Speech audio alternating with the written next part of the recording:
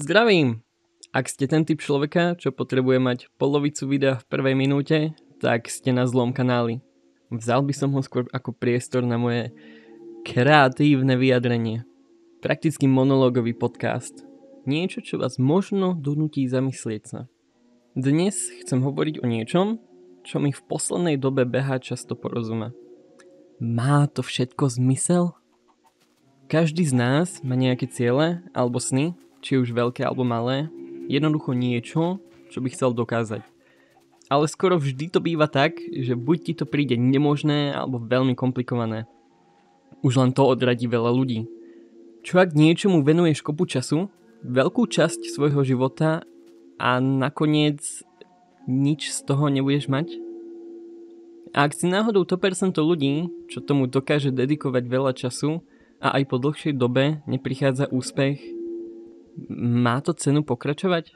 Niekedy sa cesta k splneniu týchto snov zdá byť chaotická. Prinúti ťa to pochybovať, či vôbec ideš správnym smerom. Poviem to možno trápne, ale život sa dá predstaviť ako pucle. Niektoré dieliky do seba jednoducho nepasujú. Ale čím viac kúskov poskladáš, tým viac začne všetko zapadať. Každá skúsenosť ťa dokáže niekam posunúť. Je už len na tebe, ako s ňou vieš pracovať. A ak sa snažíš všímať svoje nedokonalosti a potom na nich pracovať, úspech dokáže prísť z každého smeru. Len niektoré tieto smery sú pekne krivé, ale pre iného človeka nemusia. Pozrieš sa na ich poskladané pucle a vidíš skoro rovnú cestu. Začneš skladať vlastné pucle a zrazu sa ti cesta krúti. Alebo ide na začiatku rovno a potom sa začne krútiť.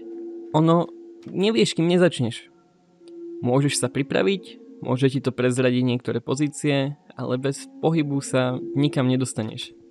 Ten pohyb je tá dôležitá vec. Áno, znie to pekne, snaž sa a dokážeš všetko. To ale pravda nie je. Nemôžeme sa hýbať do nekonečna.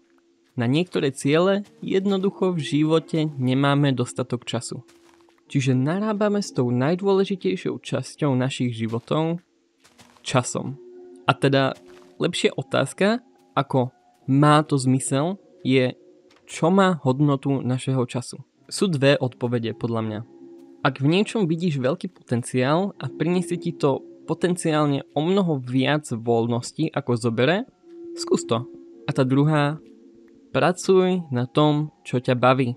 Lebo zmyslom času v našom živote má byť šťastie. Ak to náhodou nevyjde alebo to vzdáš, nemáš čo ľutovať. Lebo si robil, čo ťa bavilo. A ak dokážeš do toho pridať to, čo som povedal na začiatku, že ak sa snažíš všímať svoje nedokonalosti a potom na nich pracovať, úspech dokáže prísť z každého smeru. Ako bolo povedané v jednej starej brožúre o mentálnom zdraví, definícia šialenstva je robiť to isté dookola a dookola a dookola a očakávať, že sa niečo zmení. Fanúšikovia Far Cry 3 teraz pozornili, áno, bolo to povedané aj tam. Ja zase vravím, že ak chceš byť úspešný, musíš mať trochu toho šialenstva. A tak prichádza nová otázka. Koľko šialenstva je už veľa a koľko zase málo? Bohužiaľ, na to ti nikto iný nedokáže odpovedať. Jedine ako ti dokážem poradiť, je, že určite potrebuješ viac šialenstva ako bežný feroz vedľajšej dediny. Každý je strojcom svojho vlastného šťastia. A to šťastie prichádza z rovnováhy. Ak dokážeš nájsť medzi dvoma extrémami správnu cestu pre seba, budeš šťastný. Je len na tebe, čo si schopný obetovať a ako sa k tej obete dokážeš postaviť.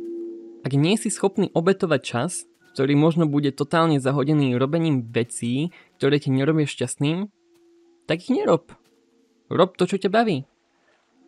A ak si schopný obetovať čas robením vecí, ktoré ťa nebavia, lebo si na začiatku uvedomíš, že má to potenciál, ale hej, je tam aj to riziko, že z toho nakoniec nič nemusí byť. A ak sa to stane a nebude ťa to trápiť, lebo si uvedomuješ, že niekedy je to o šťastí a vieš, že si urobil všetko, čo si v tej chvíli mohol, tak prečo to neskúsiť? Ono, ak dokážeš takto ten čas obetovať, to dokáže málo kto. Veľa ľudí by to rozbilo na konci, ale teba nemusí. Ak si ty uvedomuješ, že to zvládneš a že ťa to nebude trápiť, lebo to má potenciál, tak to skús. Lebo málo kto dokáže takto rozmýšľať o živote, málo kto si to takto dokáže uvedomiť, málo kto nebude ovplyvnený niečím takýmto. A ak ty nebudeš ovplyvnený niečím takýmto, tak by si to mal skúšať. Premyslieť si dôkladne o tom, čo chceš robiť a skúsiť to. A ak to skúsiš, dôveruj procesu. Pokračuj, zlyhaj, ponauč sa, prispôsob sa, skús to znova. Často chceme, aby všetko dávalo zmysel hneď teraz, ale niekedy musíš robiť krok vpred s dôverou, aj keď odpovede ešte nevidíš. Všetko má zmysel, ak sa k tomu správne postavíš.